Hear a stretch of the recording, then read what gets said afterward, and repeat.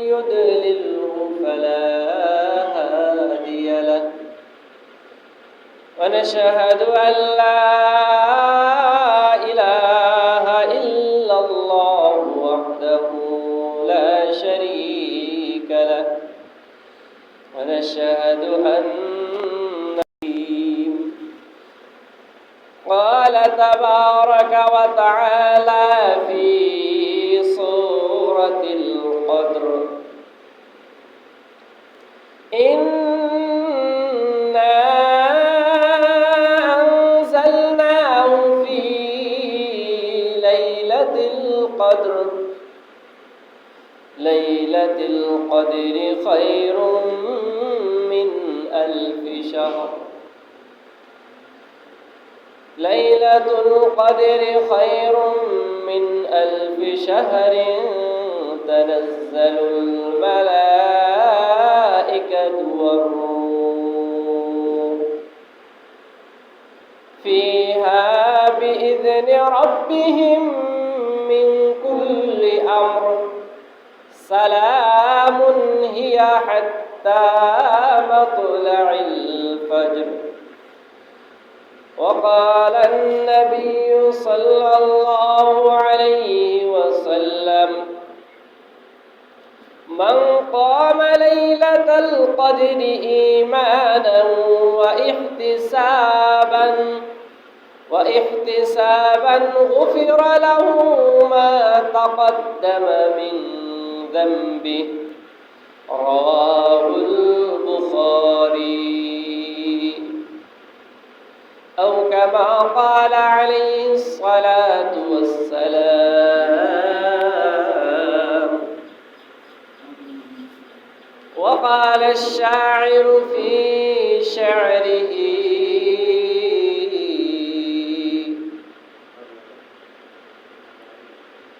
آفیر لشارا کے سفر دند زیرے خواب آفیر لشارا کے سفر دند زیرے خواب خاکش سنبا خرد کزو استخان مند خاکش سنبا خرد کزو استخان مند زندست نامے فرخنو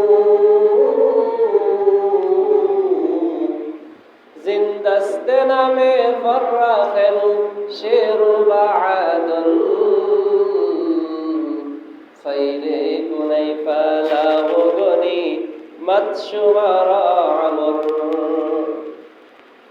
আলহামদুলিল্লাহ রব্বে কারীমের দরবারে অসংখ্য শুকর ও সুজুদ যে মহান রব্বুল আলামিন আমাদেরকে সারা বিশ্বের সমস্ত প্রকার ঝুট ঝামেলা থেকে পৃথক করে আল্লাহ তাআলা এই মাহে রমজানের পবিত্র দিন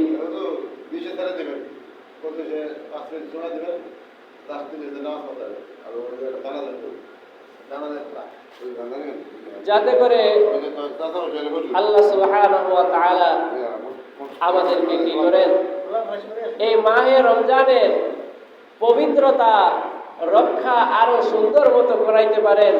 এই জন্য আল্লাহ তাআলার কাছে আমরা দোয়া করব এবং যে আমরা আজকে জুমার নামাজে উপস্থিত হতে পারছি এর একটা আলামত যে আল্লাহ সুবহানাহু ওয়া তাআলা হয়তোবা আমাদের তৌফিক দিবেন এই বাকি রমজানের দিনগুলি আমাদের সুন্দর করবে।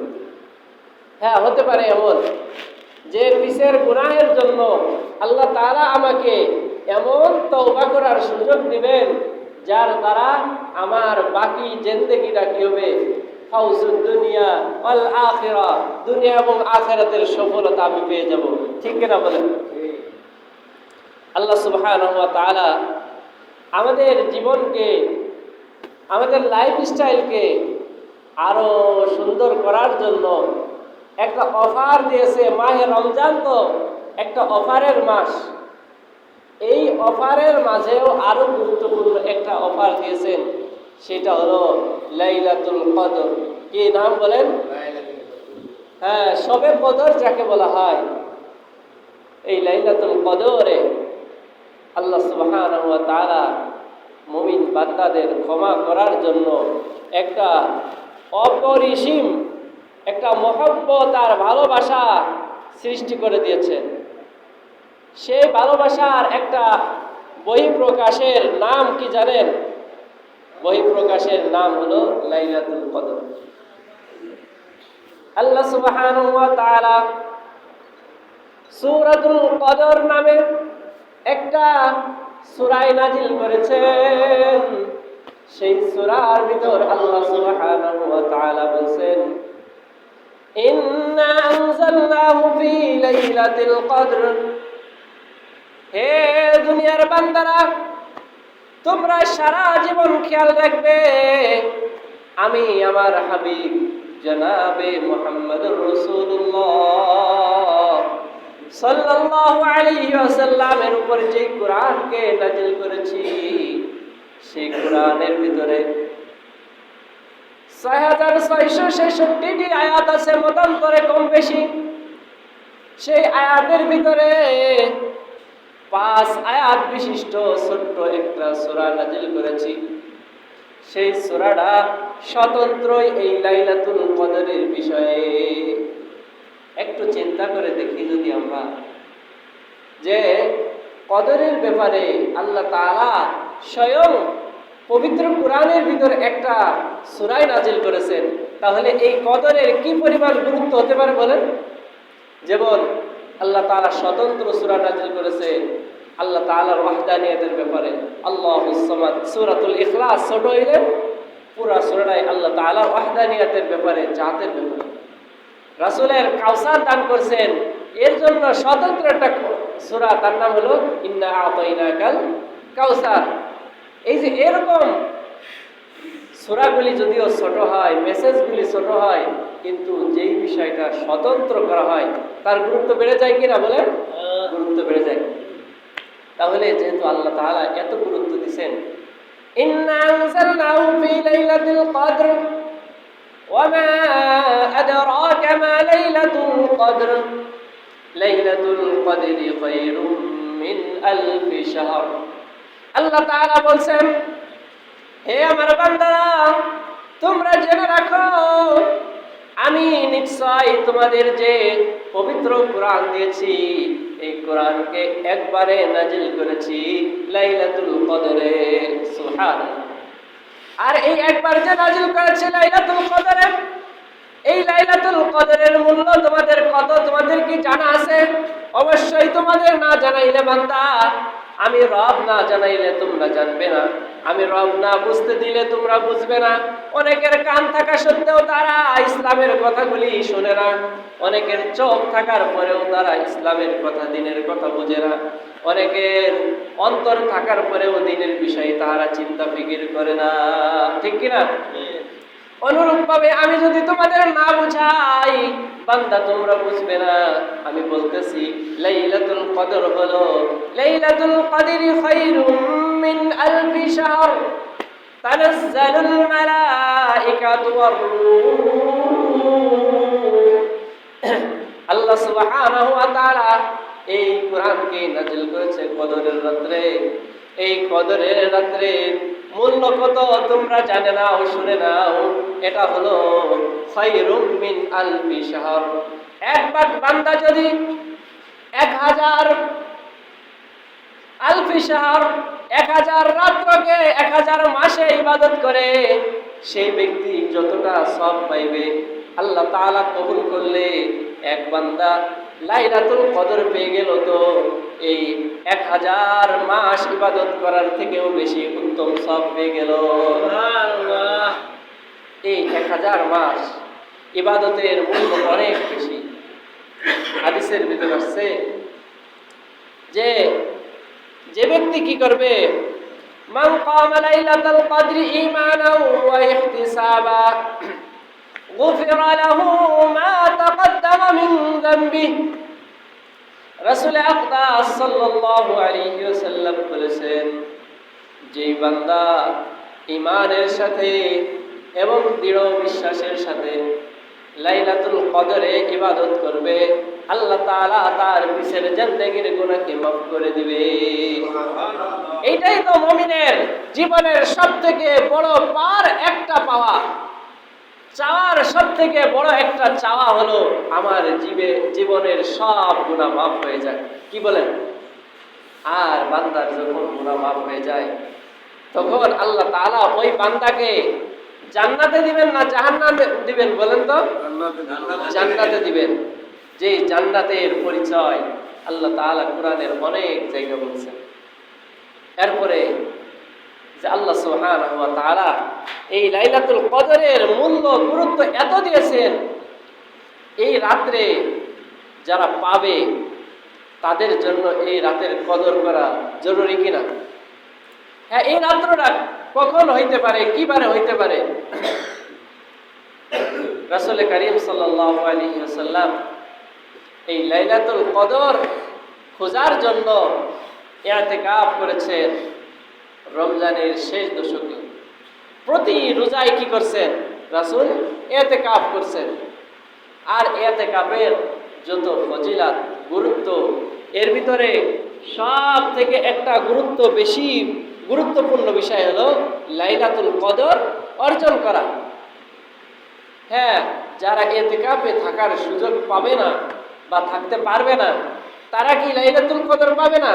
এরকম না, তারাও পাইতে পারে। কি কোনো বান্দা যদি খুঁজে, তারাও কি করতে পারে? পাইতে পারে। এই লাইলাতুল কদরের সব থেকে মাহরুম হবে না ওই সকল বান্দা যারা নিয়মিত এশার নামাজ এবং ফজরের নামাজ জামাতে পড়বে। তারা কি হবে না? মাহরুম হবে না। পুরাপুরি সব যদিও না পায় সারা রাত্র ইবাদত করার, কিন্তু এই এশা এবং ফজরের নামাজ যদি জামাতের সাথে আদায় করে, এর বদৌলতে আল্লাহ সুবহানাহু ওয়া তাআলা লাইলাতুল কদরের একটা সওয়াব তাদেরকে দান করে দিবে। সবাই বলে সুবহানাল্লাহ। এই লাইলাতুল কদর যারা পাবে, তারা কি করবে? তাদের চেহারার ভিতরে, তাদের অন্তরের ভিতরে, তাদের কথার ভিতরে, তাদের কাজের ভিতরে একটা বহিঃপ্রকাশ ঘটবে যে আল্লাহ তাআলা হয়তো বা তাকে মাফ করে দিয়েছে। এটা বোঝার বিষয়, এটা বহিঃপ্রকাশের বিষয়। আর আল্লাহ তাআলা ক্ষমা করছেন কিনা সে তো আল্লাহই জানে, কিন্তু মানুষের ব্যবহারের কারণে অনেক কিছু বোঝা যায় কিনা। মানুষ সারা জীবন কি একটা মানুষ খারাপ থাকে অনেক সময়, আবার যে সময় পরিবর্তন হয়ে যায়, মানুষ বলে না অমুক ছেলেটা আগে খারাপ ছিল এখন ভালো হয়ে গেছে, বলে কিনা? অমুক মেয়েটা আগে খারাপ ছিল এখন ভালো হয়ে গেছে, বলে কিনা? কিসের দ্বারাই? আলামতের মাধ্যমে। কিসের মাধ্যমে? কিছু আলামত। আগে সে গুনাহ করতো, বেশি বেশি গুনাহকে ছেড়ে দিয়েছে। আগে হারামের সাথে যুক্ত থাকতো, সে হারামকে ছেড়ে দিয়েছে। আগে নামাজ পড়তো না, সে নামাজ আদায় করে। আগে মানুষের সাথে অশালীন ব্যবহার করত, খারাপ ব্যবহার করত, এখন ছেড়ে দিয়েছে। এই সমস্ত সিমটম দ্বারা, আলামত দ্বারা মানুষ বলে অমুক ব্যক্তি আগে খারাপ ছিল এখন ভালো হয়ে গেছে, বলে কিনা? বলেন। অনুরূপ ভাবে যেই বান্দাকে আল্লাহ সুবহানাহু ওয়া তাআলা মাফ বলে ঘোষণা করে দিবে, গুফিরা লাহু মা তাকদ্দামা মিন যামবি, যেই বান্দার পিছের সকল গুনাহ মাফ হয়ে যাবে, ওই বান্দাদের কথাবার্তা, মুআমালাত, মুআশারাত সবকিছুই আল্লাহ তাআলার পক্ষ থেকে পরিবর্তন হয়ে যাবে। সুবহানাল্লাহ। তাহলে বান্দা মাফ পাওয়ার বহিঃপ্রকাশ কিছু আছে, বুঝতে পারলাম আমরা। আলামত আছে না? আছে। হ্যাঁ, এখন আল্লাহ তাআলা তো বান্দাদেরকে ক্ষমা করে দিবেন এই রাত্রে। যারা ক্ষমা পেয়ে যাবে, পার যোগ্য তো পেয়েই যাবে। দুনিয়াতে যারা গুনাহ করছে, তারা যারা একনিষ্ঠ চিত্তে ইস্তেগফার করবে, তওবা করবে, আল্লাহ তাআলা কি করবে? ওই বান্দাদেরকে ক্ষমা করে দেবে। হ্যাঁ, কিছু শ্রেণীর মানুষ আছে যারা লাইলাতুল কদর পাওয়ার পরেও তারা আল্লাহ তাআলা তাদেরকে ক্ষমা করবে না। সবাই বলেন নাউযুবিল্লাহি। লাইলাতুল কদর খোঁজার বিশেষ কিছু ডেট আছে। রমজানের শেষ দশকের বেজোড় রজনী, কি বলেন, যেমন 21, 23, 25, 29, 27, 21, 23, 25, 27, 29 এই রাত্রের ভিতর হইতে পারে, অথবা শেষ দশকের যে কোনো রাত্রে হতে পারে। সর্বশেষ কথা, আল্লাহ তাআলা বান্দারে চাই যেন বান্দার নেকামল বাড়ে, কি বলেন। আল্লাহ যদি চাইতেন যে রমজানের 87 রমজান অথবা 29-এ অথবা 25-এ বা 21-এ লাইলাতুল কদর হবে, আমার বান্দা জানবে, সবাই কি মাফ পেয়ে যাবে, চাইলে ঘোষণা করতে পারতেন কিনা বলেন। কিন্তু ঘোষণা কেন করলেন না? আল্লাহ তাআলা আগে পরে বর্তমান ভবিষ্যৎ সব অবস্থা সম্পর্কে জানেন কিনা বলেন। এক শ্রেণীর বান্দা চিন্তা ফিকির করত যে লাইলাতুল কদর তো আছেই নির্দিষ্ট তারিখে, সারা বছর যা ইচ্ছা করতে থাকি, কদর তো আছেই, এক কদরে কি জীবন কি হবে, কদর হয়ে যাবে, সম্মানিত হয়ে যাবে। আল্লাহ তাআলা দেখলেন না, আমি রব যদি এরকম করি তাহলে দুনিয়ার দুর্বলরা বসবাস করতে পারবে, দুনিয়ার গরিবরা বসবাস করতে পারবে না। তারা যাদের ক্ষমতা আছে তারা ক্ষমতার অপব্যবহার করবে আর চিন্তা করবে এই লাইলাতুল কদর তো আমরা জানি কিবারে, এই দিনে ক্ষমা চাইলে ক্ষমা পেয়ে যাবে। তাহলে মূল উদ্দেশ্য, আল্লাহ তাআলা যা করেন বান্দার কল্যাণের জন্যই করে থাকেন। আল্লাহ তাআলা যা করেন তা বান্দার কল্যাণের জন্যই করেন, ঠিক আছে না? এখন কথা হলো যে এই সমস্ত ব্যক্তিরা, আল্লাহ তাআলা যেই সমস্ত ব্যক্তিদের লাইলাতুল কদর পাওয়ার পরেও ক্ষমা করবেন না, এই ব্যক্তিদের পরিচয় আমাদের জানা প্রয়োজন আছে কিনা বলেন। কিতাবের ভিতর আসছে মুশরিক যারা আল্লাহ তাআলার সাথে শিরিক করে, তারা কি পাবে না, এই কদরের রাত্রেও ক্ষমা পাবে না। কারণ কি, তাদের ইমানই তো নেই। ইমান অর্থ হলো ওই স্টুডেন্ট সার্টিফিকেট আশা করে কখন, যে সময় ক্লাসে ভর্তি হয়, ঠিক কি না? আর সে ক্লাসে ভর্তি হইলে লেখাপড়া করলো, এক সময় ভালো রেজাল্ট করলে সার্টিফিকেট পাবে। আর যদি ভর্তি না হয়, যতই লেখাপড়া করুক, যাই কিছু করুক, সে কি কোনোদিন সার্টিফিকেট পাবে? হ্যাঁ, কোথার থেকে দেবে? স্যার তো জানেই না যে তার খাতায় নাম আছে কিনা। অনুরূপভাবে মুশরিকদের হালাত হলো এমন। মুশাহিন অর্থ যে ব্যক্তি মানুষের কি করে, এক ব্যক্তির সাথে সম্পর্ক আরেক ব্যক্তির নষ্ট করে দেয়, অথবা সহজে বলতে পারেন আত্মীয়তার সম্পর্ক ছিন্নকারী, এদেরকেও আল্লাহ তাআলা কি করবেন না, ক্ষমা করবেন না। এরপরে মুতাররব, আরেক শ্রেণী হলো মুতাররব, যে ব্যক্তি আল্লাহ তাআলার সাথে নাফরমানি করে। কি করে বলেন? নাফরমানির অর্থ কি জানেন? আল্লাহ তাআলা যেগুলো নিয়ম করে, এই নিয়মের বহিঃ প্রকাশ করে নিজের গাও চুরি করে কাজ করা, অর্থাৎ আল্লাহ তাআলার হুকুম না মানা। সহজ কথা কি, আল্লাহ তাআলার হুকুমগুলো না মানা। এরপরে আরেক শ্রেণী হলো মুতাকাব্বির, অর্থাৎ অহংকারী। আল্লাহর জমিনে এক শ্রেণীর লোক আছে না, যারা অহংকার করে, যাদের পাশে কেউ দাঁড়াইতে পারে না, আছে কিনা এমন জমিনে? আছে। এই সমস্ত ব্যক্তিদের আল্লাহ তাআলা কি করবেন না, লাইলাতুল কদর দেওয়ার পরেও তারা ক্ষমা পাবে না। আরেক শ্রেণীর মানুষ আছে যারা কি করবে, মদ পান করবে, তাদেরকেও আল্লাহ তাআলা ক্ষমা করবে না। আরেক শ্রেণী হলো যারা জাদু টোনা করে, জাদু করে। এই যে একজনের ভালো একটা বাচ্চা দেখছে, জাদু করে নষ্ট করে দিচ্ছে, সবাই বলেন নাউজুবিল্লাহ। ভালো একটা মেয়ে দেখছে, জাদু করে কি করছে, নষ্ট করে দিচ্ছে। যে কি করছে, দেখে যে মেয়েটা সুন্দর হয়ে উঠতেছে, 1 মাস পরে দেখি শুকাইতে শুকাইতে শেষ, রাস্তায় চলতে পারে না। এগুলো কি জাদু করা। অথবা সুন্দর একটা বাগিচা দেখছে, সুন্দর একটা ক্ষেত দেখছে, ওইখানে কি করছে, নজর লাগাই দিচ্ছে, জাদু করে দিচ্ছে। এই সমস্ত ব্যক্তিদেরও কি করবেন আল্লাহ তাআলা ক্ষমা করবে না। অথবা এই জাদুর মাধ্যমে যে ম্যাজিক দেখায়, অনেকে দেখায় না, এই যে বিভিন্ন শহর বাজারে বিভিন্ন থিয়েটারে দেখা যায় কি করে তারা, কেউ হলো জিহ্বার ভিতর দিয়ে কি করতেছে, চাকু চালাই দিচ্ছে, মুখের ভিতর দিয়ে ফুল বের করতেছে, খাইতেছে কাগজ বের করতেছে ব্লেড, এরকম আছে না? এই যারা জাদু করে এরাও কি পাবে না? আল্লাহ তাআলা লানতগ্রস্ত, এরাও আল্লাহ তাআলার কাছে ক্ষমা পাবে না। আরেক শ্রেণী হলো যারা সুদ খায়, তারাও কি করবে না? আল্লাহ তাআলার কাছে ক্ষমা পাইবে না। হ্যাঁ, এখন কথা হইলো এই যে সুদ, সুদ কতভাবে তৈরি হয়। আমরা মনে করি যে এই যে একটা শ্রেণী আছে না আল্লাহর জমিনে, তারা মনে করে যে বললো যে তোমার 10,000 টাকা দিলাম, 2 মাস পরে আমার কি দিতে হবে, এখান থেকে প্রত্যেক মাসে 1,000 বা লাখে 2,000, এরকম একটা নিয়ম। এক কথায় মূল টাকা থেকে সে অতিরিক্ত টাকা চাইলো, এটাই তার জন্য সুদ। এরকম আল্লাহর জমিনে এমন কিছু মানুষ আছে যারা এটা বর্তমান জামানায় না, আল্লাহ রাসূলের জামানায়ও কি ছিল। যেই জন্য আল্লাহ সুবহানাহু ওয়া তাআলা পবিত্র কোরআনে আয়াত নাজিল করলেন, আহাল্লাল্লাহুল বাই'a ওয়া হাররামার রিবা। আল্লাহ তাআলা ঘোষণা করে দিলেন যে হে আমার বান্দারা, আমি এই জমিনে ব্যবসাকে হালাল করেছি। কি বলেন?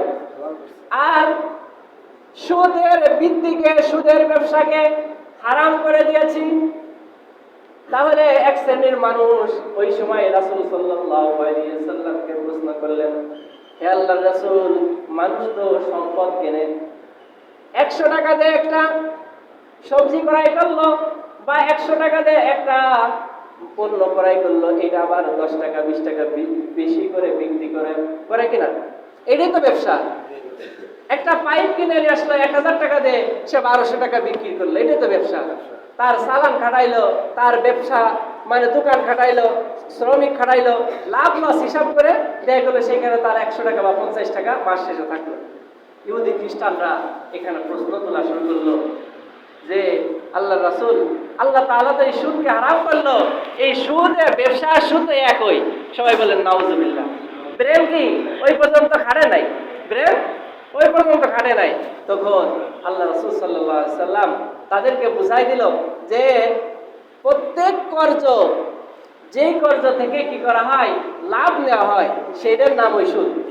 ওই বলছি টাকা কি করছে, 1,000 দেশে 1 মাস বা 2 মাস বা 1 বছর পরে তার 1,500 বা 1200 টাকা দিতে হবে, এটার নাম কি? সুদ। কিন্তু 1,000 টাকার পণ্য সে কি করলো, 1200 টাকা বা 1,300 টাকা হিসাব করে সে বিক্রি করলো, কিন্তু এটা তার জন্য কি হলো না? সুদ হয় না। সুদ হয় না, এটা হয় ব্যবসা। কাফেররা প্রশ্ন করলো, সুদ আর ব্যবসা তো একই দেখতেছি না, একই দেখতেছি, কিন্তু এর ভিতরে সব, এই ব্যবসা করলে সে নবীদের সাথে হাসর নাসর হবে, সে জান্নাতে যাবে, কিন্তু এই সুদ বৃদ্ধি যদি করে তাহলে সে জাহান্নামে যাবে কেন? তখন এরকম ব্যাখ্যার ভিতর আসছে যে এটার কারণ হলো ব্যবসার মাধ্যমে মানুষ কি করে, একজন আরেকজনের উপকার করতে পারে, একজন আরেকজনের সাথে জুলুম করে না।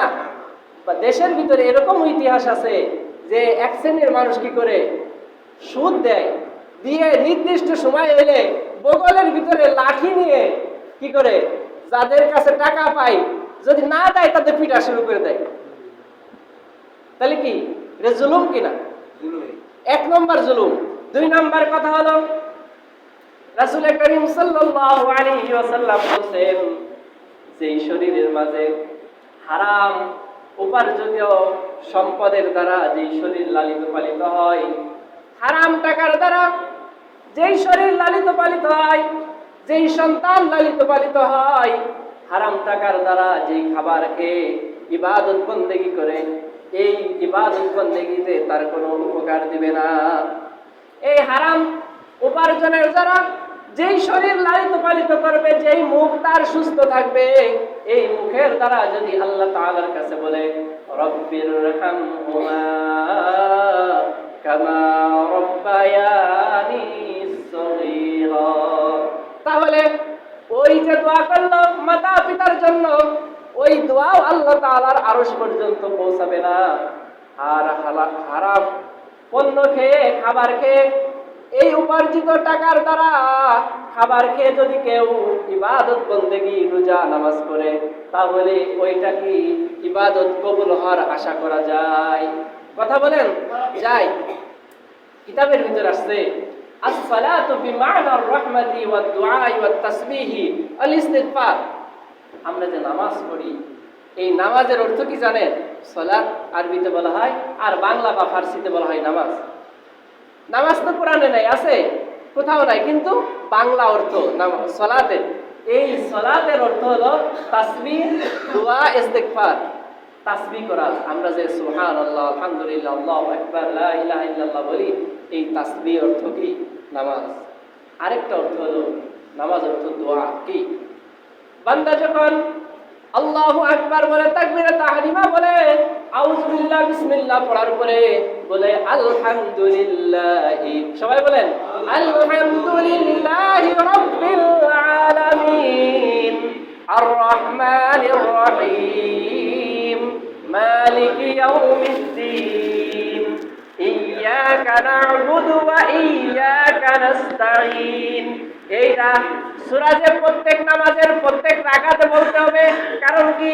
আল্লাহ তাআলা বলেন, বুঝাইতে চান, বান্দা তোমরা যাই কিছু করো না কেন, আমি রবের কাছে যদি সাহায্য না চাও সেটা সফল করতে, এই জন্য বলছে ইয়্যাকা না'বুদু ওয়া ইয়্যাকা নাস্তাঈন, আমরা আপনার ইবাদত করি এবং আপনার নিকটই সাহায্য প্রার্থনা করি। তাহলে আল্লাহ যদি এই যে, তাহলে আমরা দোয়া করলাম না সূরা ফাতিহার মাঝে, বলেন করছি কিনা? তাহলে নামাজের আরেকটা অর্থ হলো দোয়া করা। তাহলে কোনো বান্দার যদি দোয়া কবুল না হয়, তাহলে ওই বান্দার কোনো দাম আছে বলেন? হ্যাঁ? তাহলে যেই শরীর দ্বারা হারাম দ্বারা উপার্জিত থাকবে, হারাম দ্বারা গঠিত থাকবে, সেই ইবাদত আল্লাহ তাআলার নিকটে কবুল হবে না, সেই ব্যক্তির দোয়াও কবুল হবে না। এই জন্য এই যে মাহে রমজানের এখনো দিন বাকি আছে, আল্লাহ সুবহানাহু ওয়া তাআলা আমাদেরকে একনিষ্ঠভাবে তওবা ইস্তেগফার করার মতো তৌফিক দান করে, যাতে করে পিছের জিন্দেগি সমস্ত গুনাহকে, অপরাধকে আল্লাহ তাআলা মাফ করে দেন এবং মাফ পেয়ে যায়, এবং বাকি জিন্দেগিটা আমরা জান্নাতের জন্য প্রস্তুত করতে পারি, সেই তৌফিক দান করে। সবাই বলে আমিন। ওয়া আখির দাওয়ানা আলহামদুলিল্লাহি রাব্বিল আলামিন। আমরা যারা সুন্নাত পড়ি নাই, 4 রাকাত কবুল জুমা আদায় করি।